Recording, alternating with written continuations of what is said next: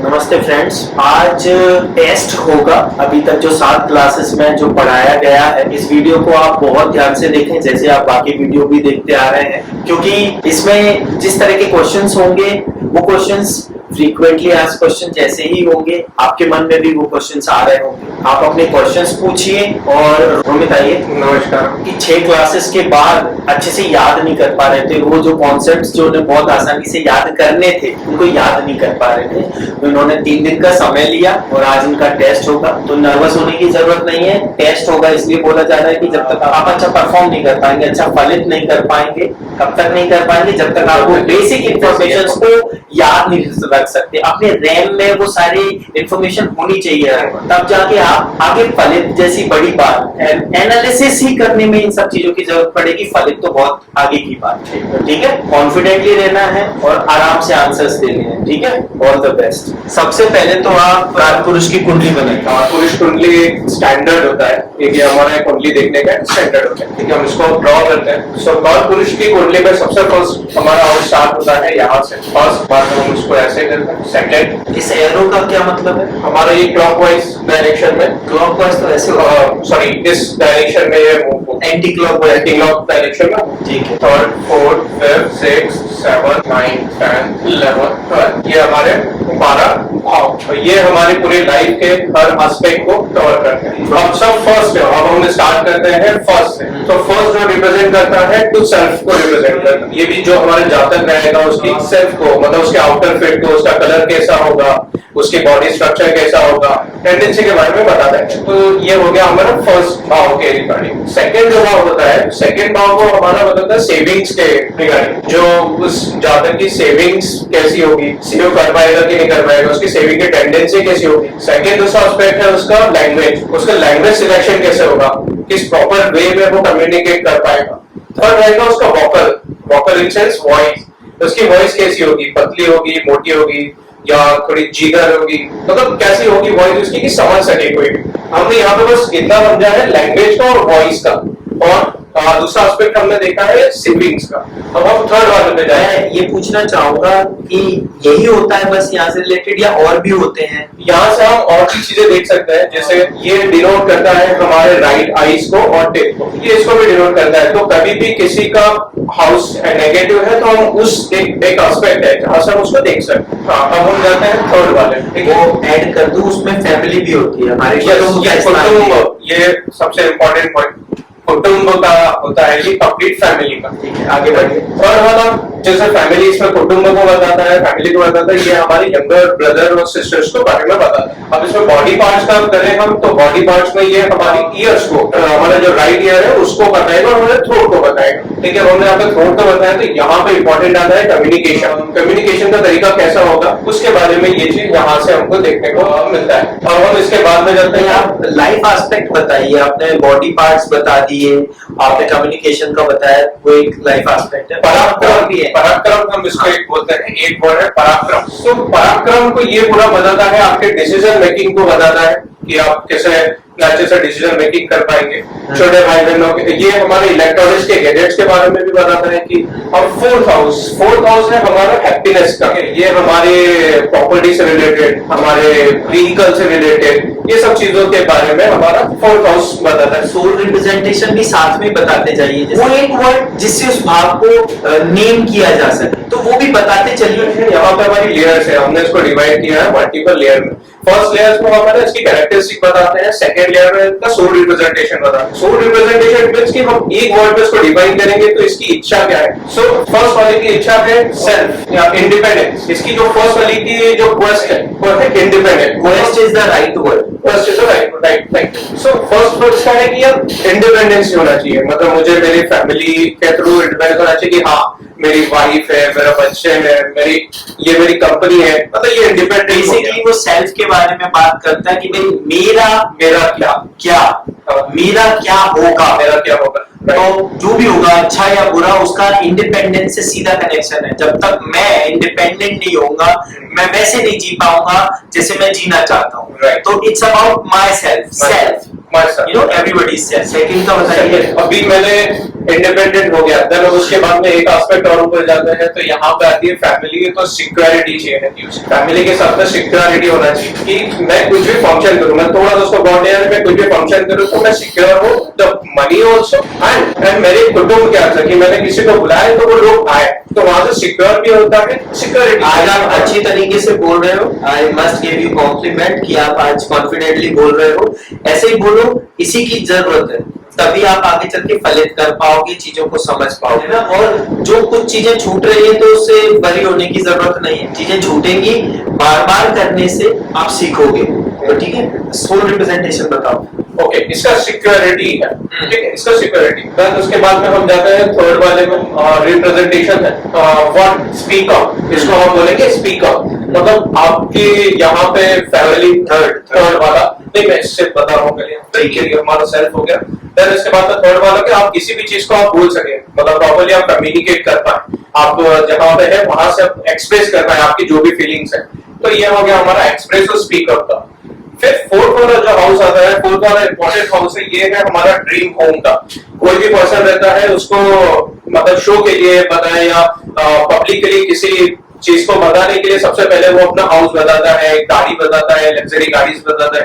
तो ये सब यहाँ पे ये चीजें मिलती है. बेसिकली इसे सुख स्थान भी बोल सकते हैं. सुख स्थान बोलते है ना, जिस वो सब करने से सुख मिलता है. राइट, है ना. एक्सटर्नल सुख बोलेंगे हम इसको, क्योंकि इंटरनल जो सुख है, मतलब जो हमने अब हमारी जो इच्छा है उसको पूरी करने के लिए रियल हैप्पीनेस का हमने यहाँ पे रखा है फिफ्थ वाले में. और ये हमारा इष्ट देवता का भी घर हमारा यही होता है. ये मदर का घर होता है हमारा, मदर का हाउस होता है. ये वाला हाउस हमारा इष्ट देवता का भी हाउस होता है. चिल्ड्रंस का भी हाउस हमारा यही होता है. पूर्वजों का भी यही, पूर्वजों का भी, हाँ पूर्वजों का भी यही हाउस. पास्ट लाइफ का भी यही हाउस होता है. पास्ट लाइफ, हाँ. मेन इसका एक और चीज है, यहाँ से हमारा इनिशियल एजुकेशन होता है, प्राइमरी एजुकेशन है, वो यहाँ से हमारा देखा जाता है. यहाँ से हम शॉर्ट ट्रिप्स जो हमारी छोटी छोटी ट्रिप्स होती है उसके बारे में भी हमको यहाँ से दिखता है. ये शॉर्ट टर्म डिसीज का भी यहाँ से हम उसको देखते हैं. अब सिक्स हाउस जो होता है वो होता है मामा का घर. फैमिली मेंबर में वो मामा का घर होता है. और इसको एक वर्ड से डिनर, तो इसको हम डिनर करते हैं रोग, ऋण और शत्रु कैसे डिफाइन करते हैं. रोग मतलब हमारा इलनेस हो गया, ऋण मतलब लोन हो गया, और इलनेस मतलब शत्रु. और इसका कंसर्न है जब भी हमको कंपटीशन या गवर्नमेंट का कुछ हमको देखना है तो हमको ये वाले का साथ में दूसरे भी कॉम्पिटिशन होते हैं, बट यहाँ से हमको देखने को मिलता है. गवर्नमेंट जॉब्स के लिए या बड़े कंपटीशन फाइट करने की जितनी क्वेस्ट है वो यहाँ से देखी जाती है. कोई भी गवर्नमेंट एम्प्लॉय इस घर की कैलकुलेशन को इग्नोर करके हम उसकी कैलकुलेशन नहीं कर सकते. इस घर को उसे इन्वॉल्व करना ही पड़ेगा जब गवर्नमेंट जॉब. बहुत से लोग पूछते हैं ना कि सर मेरा गवर्नमेंट जॉब का चांस है या नहीं. मल्टी जो कैलकुलेशन में फैक्टर जोड़ते हैं उसमें इस घर की सिचुएशन को बहुत वैल्यू दी जाती है. और इसका फर्स्ट डिजायर है वो है help to you and help others. Please explain this. इसका सिंपल यह है कि जब भी मुझे बैकअप चाहिए तो मेरे फ्रेंड्स अवेलेबल, ठीक है. सो ये एक बैकअप हो गया. और कभी मैं बीमार हूँ, क्या जो भी पर्सन वो बीमार है, बहुत टाइम पे पैसा काम नहीं आता है, ये मोस्टली आपकी जो पहला पुरानी हेल्प होती है वो काम आती है. इस पे मैं आपको थोड़ा सा एक्सप्लेन करता हूँ. ये बहुत इंपॉर्टेंट हाउस है. क्यों? अभी हम इनिशियल इंफॉर्मेशन ले रहे हैं, लेकिन जब हम उपाय पे जाएंगे तो ये घर बहुत इंपॉर्टेंट हो जाता है. लाइफ में जो तीन बड़ी चीजें हैं, रोग, ऋण और शत्रु, जो हमारी समस्याओं का 50% केवल यही घेर ले, और इवन 50% से भी ज्यादा. रोग, ऋण और शत्रु, इस भाव से जीतने के लिए या इस भाव से संबंधित नेगेटिव सिचुएशन से बचने के लिए या इस भाव से पॉजिटिव आउटकम लेने के लिए, मतलब नेगेटिव भाव से भी, तो हमें क्या करना चाहिए अपनी लाइफ में? ऐसी कौन सी चीज को इन्वॉल्व करना चाहिए कि वो सब हम पा सके जो हम चाह रहे हैं? तो वो इसका आता है quest. If you want to help yourself, help others. रोग में, ऋण में, शत्रु में, अपने भी, अपने कुटुंब वाले भी शत्रु हो सकते दूसरे शत्रुओं के अलावा. रोग शारीरिक मानसिक दोनों हो सकता है, दूसरों के द्वारा दिया गया और अपनों के द्वारा दिया गया भी हो सकता है। ऋण जीवन में हर कोई फाइनेंशियली स्टेबल नहीं होता है, तो उसे धन की आवश्यकता बनी रहती है। तो कौन धन देगा, कौन जब आप रोगी होगी मदद करेगा, कौन आपको शत्रुओं से बचाएगा? वो बचाएगा जिसकी आपने कभी मदद की हो बिना ये जानते हुए कि बदले में मुझे कुछ मिलेगा। अगर आप किसी निरीह प्राणी, किसी डॉग की, किसी गाय की, किसी की भी मदद करते हो, वो आपको रिटर्न में कुछ नहीं दे सकता, लेकिन आप आपस कर दो, आप अपना धर्म निभाओ और आप जो भी उसके लिए कर सकते हो करो। जब आप ये करोगे तो क्या होगा, आपको बहुत अच्छा फील होगा। कितनी भी एक्सटर्नल सिचुएशन खराब चल रही हो, यू विल फील लाइक कि ठीक है, एटलीस्ट आई वर्थ समथिंग, मैंने किसी की तो मदद करने की कोशिश की है, यू विल मूव ऑन। लेकिन सब कुछ रिकॉर्ड हो चुका है। जब आपको बहुत जरूरत होगी तो वो क्रेडिट आपके बिना मांगे भी आपके यूज में आ जाए। तो रोग, ऋण और शत्रु के घर है, ये बहुत इंपॉर्टेंट घर है। तो जो हमारे ज्ञानी लोग, जो पूर्वज, जो बड़े बूढ़े जो बोलते हैं कि बेटा लोगों की मदद करनी चाहिए, सोशल थिंग नहीं है, ये कोई मोरल थिंग नहीं है। आप इसे मोरल में कंसीडर कर सकते हो, बट मैं अगर अपनी बात बताऊं, मुझे लगता है ये मोरल नहीं है, ये रिस्पॉन्सिबिलिटी है, ये आपकी जिम्मेदारी है कि ये आपको करना ही पड़ेगा। अगर आपने ये नहीं किया तो जो बीइंग ह्यूमन वाली बात है ना, आप पूरे ह्यूमन हो ही नहीं। ठीक है, आप इस पे सोचिएगा जरूर। अब आप मूव ऑन करिए। ठीक है, एक एड ऑन मुझे भी करना है। सो जब मैंने एस्ट्रोलॉजी स्टार्ट करी थी तो मेरे पास में आया था, जब पहले से सब चीजें रिकॉर्डेड है, सब लिखा हुआ है, तो इसमें चेंज है का। तो विवेक सर ने फिर दो टर्म बताई, एक दैविक कर्मा होता है और एक कर्मा होता है, राइट। तो दैविक कर्मा वो जो पहले से लिखा हुआ है, ठीक है, और कार्मिक, दैविक और कार्मिक, राइट। तो दैविक को जो पहले से ही लिखा हुआ है, कार्मिक जो भी करंट हो रहा है, ठीक है, जो कार्मिक कर्मा है, जिसके ऊपर हमारा पूरा कंट्रोल है, जिसको हम अपडेट कर सके हमारे रेगुलर प्रैक्टिसेस से। रेगुलर मतलब हमने जो भी कुछ अच्छी चीजें करी है, या हमने कोई चीजें क्या चूज कर रहे हैं, क्या चीजें छोड़ रहे हैं, तो हमारे पास में बहुत सारे डिपेंडेंस। मतलब मेरे को क्यों इंटरेस्ट आया एस्ट्रोलॉजी में, ये 2-3 वर्ड्स है, क्योंकि जो एस्ट्रोलॉजी है वो एज अ जीपीएस जैसा काम करता है। ये मेरे वर्ड्स है कि मतलब मेरे को क्या समझ में आता है, तो जीपीएस काम करता है कि आपको पूरा डायरेक्शन बताएगा, राइट। अभी एस्ट्रोलॉजी हमको ये भी बता देता है कि आपका लास्ट पाथ क्या हो सकता है, आपको किस किस जगह से जाना है। तो I think it will be very good. अब इस समय मैं सर को इंट्रोड्यूस करना चाहूंगा। Sir please come. Sir Pankaj Shoghi sir हैं, और मैं इनके बारे में क्या कहूँ, ये खुद को एक्सप्लेन करेंगे, क्या कर रहे हैं, कहाँ से हैं, और ये इंटरेस्टेड हैं इस क्लास में आने के लिए। गाइडेंस की तरह से ये जिस तरह के क्वालिटी क्वेश्चन आपसे पूछेंगे तो उससे हम सबकी नॉलेज बढ़ेगी और इस क्लास में वैल्यू बढ़ेगी। इसलिए सर यहाँ प्रेजेंट हैं। Sir please. तो अभी हम देख रहे थे, नमस्कार करें तो सभी, और ये बहुत अच्छा देख रहा हूँ कि विवेक जी एक बहुत अच्छा काम कर रहे हैं, और कुछ शिष्य भी ऐसे मिल रहे हैं जो आईटी फील्ड से होते हुए भी इस तरह की अपनी पुरातन विद्याओं को सीख के आगे बढ़ाने में इंटरेस्टेड है। अभी बहुत बढ़िया चीज अभी हुआ कि कर्म जो है, ही सेड कि मैं शुरुआती यहाँ से हुआ था कि अगर सब कुछ पहले से लिखा हुआ है तो मैं नहीं क्यों कर रहा हूँ। तो हालांकि विवेक जी ने पहले से बताया है, सृष्टि ने तो हमको दिया हुआ है हमारे कर्मों का फल, लेकिन अब समस्या ये है कि हम अपने जो पहले कर्म हो गए उनको बदल नहीं सकते। तो उसको इसलिए हमने कह दिया विधि का लिखा हुआ है, जबकि लिखा हमने ही था। तो इस तरीके से जो अभी यहाँ खड़ा हुआ हूँ, इससे पहले क्षण तक भी जो मेरे कर्म है वो लिख गए। तो वो जो लिख गए वो सब दैविक हो गए, और जो मैं अब कर रहा हूँ या आगे जो करूंगा उसके लिए मुझे कृष्ण ने भी कहा, कृष्ण ने सिखाया भी, उसके लिए मेरे पास फ्री विल है। मुझे सृष्टि ने फ्री विल दी हुई है, पर इसीलिए हमारा जितना भी साहित्य, हमारे जितने भी ज्ञान है सनातन का, वो हमें कहता है आप फ्री हो, लेकिन आपको समझना चाहिए कि फ्री में आपकी फ्री विल कहां तक जाती है। क्योंकि आप जो भी उस फ्री विल से करोगे वो आपका खुद का कर्म क्रिएट हो गया, और फिर उससे ना राम बचे, ना कृष्ण बचे, ना बुद्ध बचे, कोई नहीं बचा है। तो हमें भी अभी तक का भी जो कुछ है वो सब सृष्टि ने एक्सेप्ट कर लिया, उसके हिसाब से हमें कर्म का फल मिलेगा। और आगे जो करना है वो फ्री विल तो है हमारी, लेकिन वो हमें इतना जागरूक रह के वो कर्म करने हैं कि आगे का वो होता है। थैंक यू विवेक जी को धन्यवाद। Thank you sir. जो दैविक कर्म है ना, वो देवताओं के दिए हुए नहीं है, वो हमने ही क्रिएट किए हैं। तो वो अब रिकॉर्डेड हो गए और अब पास्ट से हमारे पास आए, तो वो रिकॉर्डेड फॉर्म में आने के कारण हमें लग रहा है कोई और दे रहा है।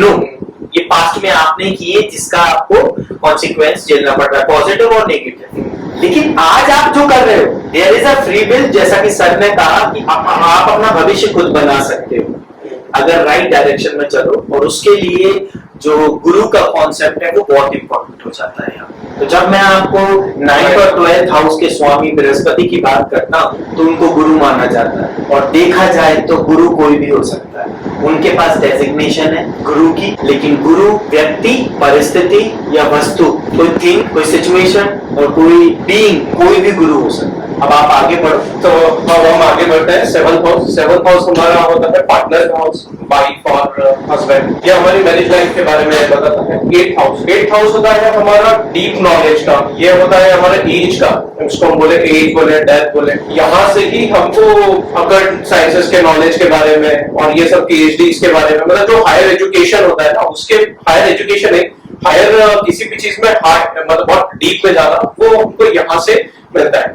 अब इस जो हाउस है इसकी क्वेस्ट क्या है? इस हाउस की क्वेस्ट है deal with others. Okay, how would you deal, how you explain it. या तो इसका सिंपल मतलब ये है कि यार आपके पास में क्या ऐसा चीज है, राइट, कि आपकी कोई बात सुने, आपके किसी प्रोफेशन में इतना अच्छा है आपका कि आपका इतना डीप नॉलेज है कि कोई आपकी बात सुने, राइट, तो वो आप डील कैसे करेंगे अदर से? आपके पास में क्या एक्स्ट्रा नॉलेज है या क्या आप एक्स्ट्रा उनको समझा सकते हैं कि आपको कोई लोग देखे और आपको आपके अंडर में चीजें कर सके। मतलब आपने ऐसा क्या एक्स्ट्रा एज खुद में डेवलप किया है कि वो आपको हेल्प करता है किसी भी सिचुएशन से डील करते हुए जीतने में। तो it can come from energies, it can come from knowledge, you know, आप एनर्जी फील्ड में, जैसे ये कुंडलिनी का भी स्थान है, अगर यहाँ राहु अगर बैठा है, एक ब्रॉड सिचुएशन में बता रहा हूँ, एक अच्छी सिचुएशन में अगर राहु यहाँ बैठा हुआ है तो ऐसे व्यक्ति का बिगड़ने का ऊर्ध्व गति, upwards movement and downward movement दोनों की इक्वल संभावना होती है। तो जेल में भी नहीं पता, नो, ये जेल नहीं, जेल बार है, ठीक है। तो यहां से हम वो सारे deep occult, deep knowledge of any subject, kundalini, changes, job changes या लाइफ में किसी भी तरह का चेंज इज द कीवर्ड। तो ये सब चीजों में उलझ के आदमी इतना केपेबल हो जाता है कि फिर वो डील करने लगता है, वो लाइफ को और बेहतर जीने के लिए उसके पास स्किल्स आ जाती हैं क्योंकि वो उन सब चीजों से गुजरा है। अब हम आगे बढ़ते हैं। नाइन हाउस हमारे हायर एजुकेशन, यहाँ से हमारे हायर एजुकेशन को देखा जाता है, और ये फादर का भी हमारा घर है, फादर का है, गुरु का है, गुरु का, देवी देवताओं का भी हमारा ये एक है। 10th हाउस, 10th ये है हमारा कैरियर का, यहाँ से हमारे कैरियर के बारे में देखा जाता है, और मोस्टली यहाँ पे ये देखा जाता है कि किस हमारे जो ये धर्म है, ये धर्म, हम इसको धर्म बोलते हैं, धर्म का भी स्थान, और जो हमने धर्म और यहाँ से जो हमने ज्ञान अर्जित करा है उसका हम यूज किस काम में करेंगे, वो हमको यहाँ से धर्म से कर्म, ये कर्म का कौन कौन से प्रोफेशन हम चूज करेंगे, कौन सा प्रोफेशन हमारे लिए अच्छा होगा, किस प्रोफेशन में हम काम करेंगे, वो यहाँ से होता है। अब हम 11th पे जाते हैं। 11th जो है हमारे, जैसे हमने यहाँ पे था, ये यंगर ब्रदर एंड सिस्टर का था, ये है हमारा एल्डर ब्रदर एंड सिस्टर का। यहाँ से हमारा, हाँ, यहाँ पे जो हमने देखा था, यहाँ पे तो हमारी इच्छाएं क्या होगी, ठीक है, कि हम क्या सोचेंगे, हमारी क्या इच्छा होगी, ये हमको बताता है कि आपकी इच्छा कौन सी, क्या इच्छा पूरी होगी, आपके दृढ़ संकल्प के बारे में बताता है। 3rd हाउस से ये देखा जाता है कि आपकी इच्छा किस टाइप की होगी, और 11th हाउस से देखा जाता है कि उस इच्छा की फुलफिलमेंट होने की क्या संभावना है, वो उससे देखा जाएगा। 9th हाउस धर्म का है, 10th हाउस कर्म का है, और कर्म से जो आपको अर्जन होगा, अर्निंग होगी, वो 11th हाउस है। और एक्सप्लेन करो। हाँ, सो यहाँ से है ना हमारी इनकम को भी देखा जाता है, जो हमारे रेगुलर इनकम होगी या हमारी ब्रेकआउट्स में इनकम होगी, वो भी यहाँ से हम उसको देखा जाता है।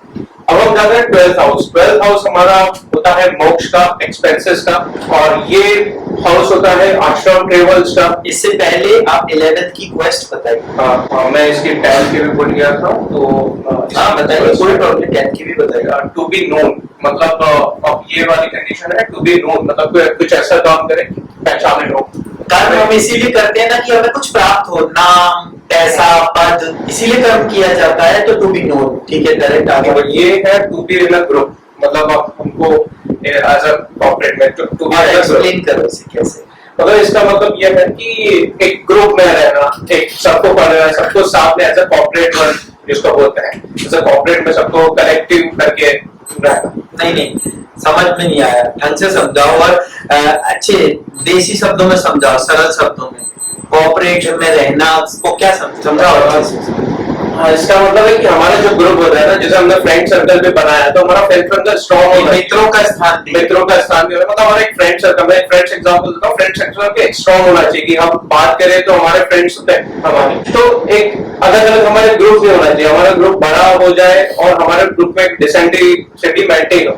मैं बताता हूँ इसको और अच्छे से एक्सप्लेन करता हूँ। ये अर्निंग का स्थान है, फ्रेंड्स का स्थान है। अर्निंग कब संभव हो? अर्निंग संभव तभी होती है जब हम किसी ग्रुप में हो। वो कहा जाता है ना, अकेला चना भाड़ नहीं फोड़ सकता, है ना।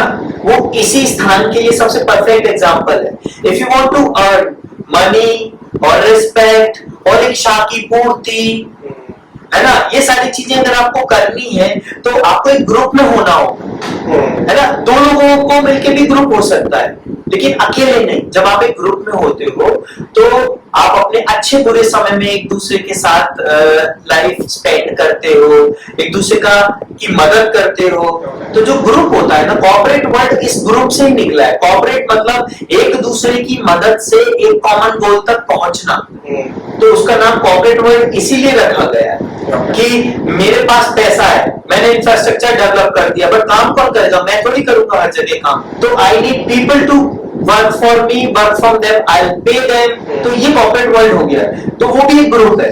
तो बिना किसी एक ग्रुप से प्रॉपरली जुड़े या मल्टीपल ग्रुप से जुड़े आप अर्निंग नहीं कर सकते। ब्रॉडर सेंस में ये समझाया गया है। तो इसीलिए ये फ्रेंड्स का भी घर है। तो आपके मित्र जितने होंगे उनमें से जो आपकी संभावनाएं बढ़ जाती है अर्न करने की, पीस अर्न करने की, लाफ्टर अर्न करने की, हैप्पीनेस अर्न करने की, for that matter money earn करने की, लिविंग अर्न करने की। कई बार मित्रता, कई दोस्त ऐसे होते हैं जो इतने अच्छे बिजनेस पार्टनर साबित हो जाते हैं, जैसा कॉलेज लाइफ में आपको भी लगा होगा कि हाँ यार, मैं अपने दोस्त के साथ स्टार्टअप करता हूँ। तो ये उसी से संबंधित है। आगे बढ़िए। हमारा मोक्ष का है, यहाँ से हमारे फॉरेन सेटलमेंट को देखा जाता है कि जो जातक है वो वर्क प्लेस से उसके कितने डिस्टेंस पे जाके वो सेटल होगा, वो देखा जाता है। आश्रम ट्रेवल्स को यहाँ से देखा जाता है, ठीक है, कि आश्रम ट्रेवल्स होगा कि नहीं होगा। ये मोस्टली ये बताता है कि आपने पूरा इतना चक्र घुमा, लास्ट में आपका क्या है, मतलब आपके लाइफ का निचोड़ क्या निकला। और वो एक्सपेंसेस से भी होता है। एक्सपेंसेस से ऐसा होता है कि जिसे कंप्लीट होने के बाद में वो जो मनी है वो सब चीजें उसको प्रॉपर्ली एक्सपेंस कर पा रहे, मतलब उसको अच्छे कर्म पे लगा पा रहे हैं या उनकी मन की इच्छाएं प्रॉपर्ली पूरी कर पाते हैं। तो जिस साइकिल के बारे में रोमित बता रहे हैं 12वें घर को समझाने के लिए, वो शुरू होती है फर्स्ट हाउस से। सेल्फ, आत्मा, मैंने जन्म लिया, आत्मा ने जन्म लिया, कुटुंब से उसका पहला संबंध स्थापित होगा। उसे जो भी मिलेगा सेविंग्स के रूप में, कष्ट मिले, चाहे खुशियां मिले, चाहे धन मिले, चाहे संपत्ति मिले, कैसी वाणी होगी, है ना, वो सारी चीजों से फिर वो आगे बढ़ता है। जब उसे फैमिली का सपोर्ट मिल गया तो पराक्रम, उसकी इच्छाएं जागृत होती हैं कि मुझे ये करना है, मुझे वो करना है, कि उसके दिमाग में इच्छा आ गई और कुछ करने का के लिए पराक्रम भी बता रहा है। फिर वो आगे बढ़ेगा। वो सब करके, पराक्रम करके क्या चाहिए? सुख चाहिए। और पहले बाहरी सुख चाहिए कि ये प्रॉपर्टी का स्थान है, ये मटेरियल वेल्थ का स्थान है, कार का स्थान है, कि भाई मेरा इतना बड़ा घर होगा, मेरे पे ये वाली कार होगी, दूसरे मुझे देखेंगे, आपको भी खुशी होगी उससे। लेकिन कहीं ना कहीं बहुत ही इंटीग्रल पार्ट यहाँ पे दूसरों को दिखाने से, संबंधों में ये माता का स्थान है। तो हम वो सुखों से आगे बढ़े, फिर हम असली सुख पे आए। मेरा क्या, दुनिया को कुछ पता चले ना चले, मैं खुश कैसे होऊंगा, वो यहाँ से देखा जाता है। हम आगे बढ़े, रोग ऋण शत्रुओं से जूझते हुए, कंपटीशन से जूझते हुए, जीवन से जूझते हुए आगे बढ़े। फिर अब एक साथी की क्वेस्ट आ जाती, तुम्हारा साथी होगा नहीं होगा, कैसा होगा, उसके साथ कैसे संबंध होंगे, साथी के साथ आगे बढ़े। जब जीवन साथी तक आ गया तो फिर ज्ञान की स्वतः ही इच्छा जागती है कि कुछ ऐसा करना है कि मैं इस दुनिया से जीत सकूं, एज हो मेरा, दूसरों से डील कर सकूं। वो नॉलेज से ही आता है, वो मेहनत से ही आता है, चेंज किया अभी ये स्थान है, चेंज से ही आता है, चेंज को एक्सेप्ट कर सकूं लाइफ में। फिर वहां से आगे बढ़ता है। जब इतना हो जाता है, जब आपके पास नॉलेज आ गई, तब आप धर्म पे आते हैं, क्योंकि आपको लगता है नॉलेज तो ठीक है, असली काम इधर धार्मिक हो कि कर्म करते हो, कर्म करके अर्न करते हो, अर्न जब कर लिया साइकिल पूरा हुआ, फिर लगता है ड्रॉप, अब सब छोड़ो। क्यों? असली सार बांटने में जो कहा जाता है ना, तो फिर एक्सपेंस का स्थान है ये, मोक्ष का स्थान है ये, आश्रम विजिट का स्थान है ये, जेल का भी स्थान है ये, हॉस्पिटल का भी स्थान है। आप बांटने की इच्छा आप में जितनी होगी, जो आपने कमाया है, जन कल्याण की जितनी इच्छा होगी, तो आश्रम ट्रैवल होगा। नहीं तो अगर आप में अहंकार है तो जेल का ट्रैवल होगा। और आप गुस्सू अंदर दबा के रखना चाहते हो सारा पैसा, सारा नॉलेज, तो बीमारी का स्थान है हॉस्पिटल विजिट। रिमेंबर, जैसे मैंने 6th हाउस को समझाया था, ये इसका सप्तम दृष्टि है, इसका इससे सीधा संबंध है। आपने जो पाया है, अगर आप उसे बांटने की इच्छा भी नहीं रखते, तो आप बीमारी में सड़ोगे। मैं थोड़ा ब्लंटली बोलता हूं, and I am proud of it, ऐसा ही होगा, ज्यादा देर बच नहीं पाओ। आप जब आए थे, आपके पास कुछ नहीं था सिवाय आपके संचित और प्रारब्ध कर्मों के। सब कुछ आपने यहीं से पाया, अपनी बॉडी भी यहीं से पाई। तो जो कुछ भी पाया वो आपका नहीं है, उसको बांटोगे तो शायद वो आप उसे एंजॉय कर सको अपना, है ना, आगे बढ़ने की आपकी संभावना बढ़ सके। तो ये वो स्थान है जो मोक्ष को बताता है, मोक्ष की संभावना को बताता है।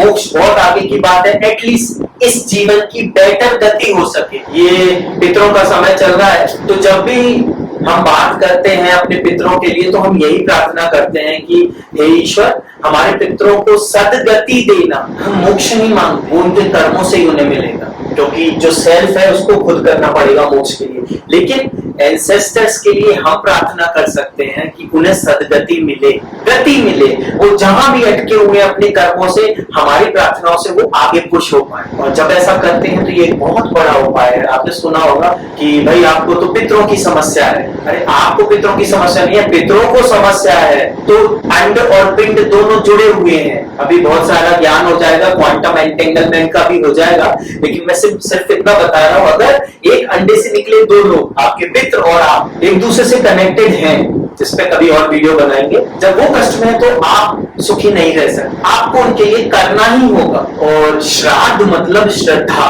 सिर्फ इतने में ही बोलूंगा, श्रद्धा से ईश्वर से प्रार्थना करिए। कुछ बड़े बड़े रिचुअल्स की जरूरत नहीं है, वो एक्सेप्शनल सिचुएशन में रेगुलर श्रद्धा से ईश्वर से प्रार्थना कीजिए, तो मोक्ष की प्राप्ति होगी। आपको भी आप गति मिलेगी बेटर, और आपके पूर्वजों को भी मिलेगी। ठीक है, आप हमें भावत भावम समझा दीजिए। ठीक है, तो भावत भावन के लिए भी हम पहले कालपुरुष कुंडली बना लेते ये व्यूअर्स के लिए भी बता दूं कि ये जो स्टूडेंट है रोमित जी, इनसे ये काम इसलिए कराया जा रहा है, आप किसी काम को खुद करते हो, किसी भी चीज को अगर आपको याद करना है तो आप उसे जब लिख लिख के देखते हो तो आपको जल्दी याद होगा। इसको भी मैं बता दूं कि जब भी आप इन वीडियोस को देखें और कुछ आपके प्रश्न आए मन में, तो उनको लिखें, और जो सीखने को मिले उसे भी लिखें, और उस सभी डॉट्स को कनेक्ट करने की कोशिश करें, तभी हम लर्न कर पाएंगे, तभी हम ढंग से सीख पाएंगे। Okay, first house self, family, younger brother and sister, then mother, माँ, चाइल्ड, पूर्वज, मामा। मामा इट मींस मदर से छोटे वाले भाई, husband and wife, father, elder brother and sister. और फ्रेंड्स भी लिख दो, फ्रेंड्स का भी है। 12वां किसका है, 10वां किसका है, 8वां किसका है? तो 10वां हमने ऐसे डिफाइन नहीं किया था, डिफाइन नहीं किया था हमने 10वां। तो चलो अब आप भावत भावम बताओ, आप डिफाइन करोगे। जिसने सिखाया वो कहाँ है इसमें? वो नहीं, गुरु, गुरु है 12वें, गुरु बा, वो वहां के गुरु मालिक हैं 9th के, स्वामी, स्वामी है, लेकिन संबंध गुरु का कहां से देखा जाता है? वो 12वें से देखा जाता है। और एक और बात बताओ, मेरे गुरु ने मुझसे कहा था, when you are not sure about things, say I don't know. Don't say कि आपने नहीं बताया था, या सर थोड़ा थोड़ा याद आ रहा है, पूरा नहीं पता। When you are not sure, say I don't know. When you realize this, knowing will happen. गुरु की बात आई तो गुरु की बात करनी। बताओ, अब सुनाओ भावत भावम क्या है? यहाँ से मैं मेरा सेल्फ देख रहा हूँ, भावत भाव मतलब जातक, स्वयं जातक, ठीक है। अभी मुझे बता, फूफा जी का स्थान कौन सा है? बुआ जी मतलब एल्डर, फूफा जी मतलब मेरी बुआ के पति। बुआ के पति ना, बुआ कौन है आपकी, पहले सोचो। अंकल आंटी मतलब नहीं, अंकल आंटी नहीं, हिंदी में बोलो। अंकल आंटी तो मामा मामी उसमें सबको लपेट देते हैं, हिंदी में बोलो। आपकी बुआ कौन हुई? आपके पिता की बहन। आपके पिता की बहन के पति का स्थान कौन सा है बताओ? ये हमारे एल्डर, पिता की बहन की, पिता की छोटी बहन की, पिता की छोटी उसमें भी स्पेसिफिक हो जाते हैं। चलो, पिता की छोटे बहन, ठीक है। तो जैसे 1 2 3 मेरा यहाँ से है, तो ये हो गया मेरा फर्स्ट। जैसे मैं पहले तो मैं मेरे सीखने के हिसाब से मैं ये करता हूँ कि मेरी छोटी बहन का, ठीक है। तो फर्स्ट सेकंड थर्ड, मतलब ये थर्ड है। अब मेरे को किसका देखना है? मेरे को देखना है फादर का। तो मैंने क्या 1 2 3, ठीक है। तो ये यहाँ से उनके हम सिस्टर तक तो पहुंच गए, छोटी वाली सिस्टर, यंगर सिस्टर, मतलब मेरी बुआ, ठीक है। आपकी बुआ के पास पहुंच गए। क्वेश्चन जो था उसका आंसर मैंने बुआ थोड़ी पूछा था, मैंने कहा बुआ के पति कहाँ है? फूफा जी। हाँ, बुआ के पति, ठीक है। अभी जैसे मेरा यहाँ पे मैं 7th कर रहा हूँ, तो यहाँ से भी अब हम 7th स्टार्ट करेंगे। 1 2 3 4 5 6 7। तो यहाँ से हमको उनके हस्बैंड के बारे में मिलेगा। तो यंगर सिस्टर और ये हस्बैंड। Correct, absolutely correct. तो ऐसे ही देखना है अभी। और मैं आपसे पूछता हूँ, फूफा जी पता पड़ गए। अब जैसे कई बार कोई क्वेश्चन ऐसा लेके आ जाए कि यार मैं, मेरे फूफा जी से ऐसे संबंध थे, पता नहीं अचानक से क्या हो गया, इतना सब कुछ खराब हो गया, हमारी लाइफ में उनका बड़ा इन्फ्लुएंस था, सडनली सब कुछ ऐसे हो गया, क्यों हो गया? तो आपको क्या फूफा जी का कौन सा है ढूंढोगे ना। तो भावक भावम से न केवल संबंध बल्कि हम और भी क्रिटिकल क्वेश्चंस को आइडेंटिफाई कर सकते हैं।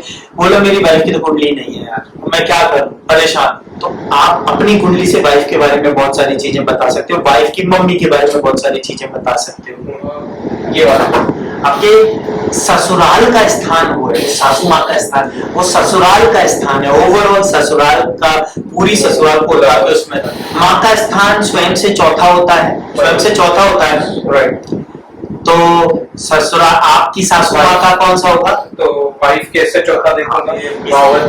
भावक भावम समझाइए आप मुझे, अभी शुरू, अभी कुछ नहीं हुआ, आपने एक्सप्लेन तो किया ही नहीं। एक्सप्लेन करिए कि भावक भावम होता क्या है, किस किस चीज में यूज कर सकता है। अपनी इमेजिनेशन को यूज कीजिए, मैंने जो बताया उसको यूज करके और आगे बढ़ के एलॉबरेट कीजिए।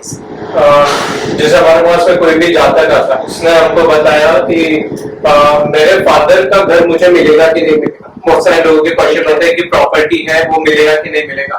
तो उससे हम ये देखेंगे कि फादर का जो हाउस रहेगा, तो ये 4th वाला होता है, ठीक है। तो मेरे यहाँ से मैं देखूंगा 1 2 3 4, ये वाले में मैं देखूंगा। ये यहाँ से मेरे को बहुत सारी चीज समझ में भी आएगी उसके, कि उनके फादर के घर के बारे में, क्योंकि ये मतलब मोक्ष का भी है, तो उनसे भी बहुत सारी चीजें मेरे को वहां के समझ में।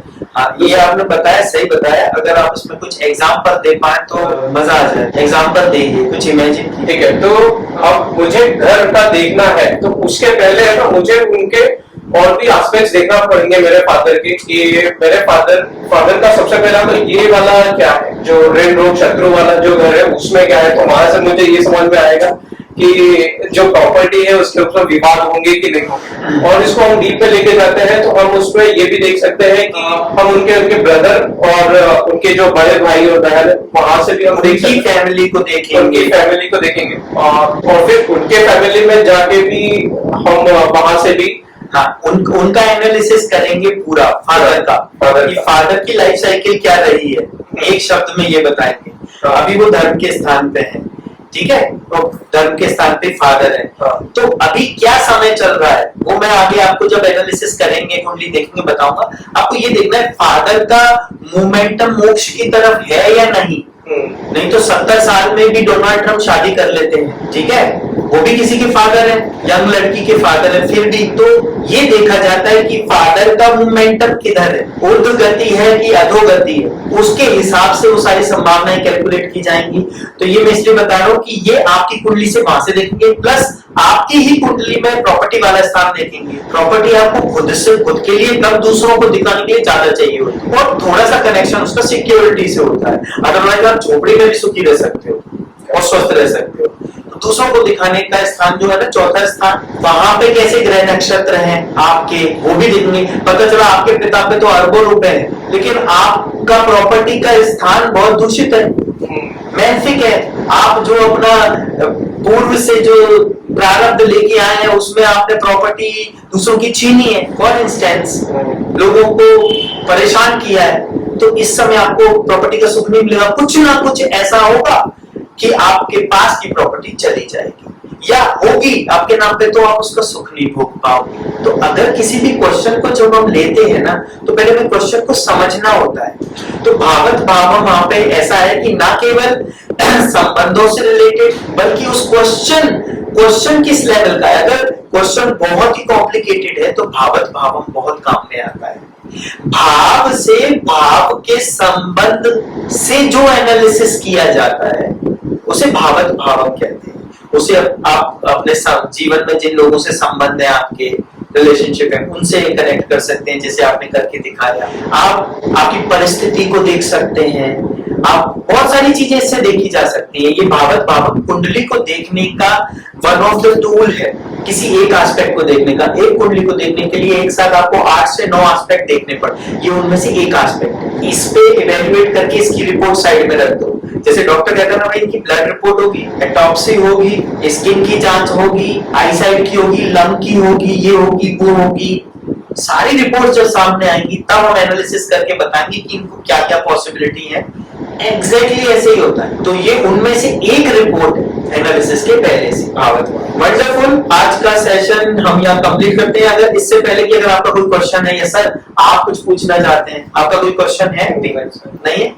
तो आज की आप अपनी रेटिंग लिखिए, नंबर 6 आउट ऑफ 10। पहले से आप में 50% की ग्रोथ हुई। Wonderful, all the best.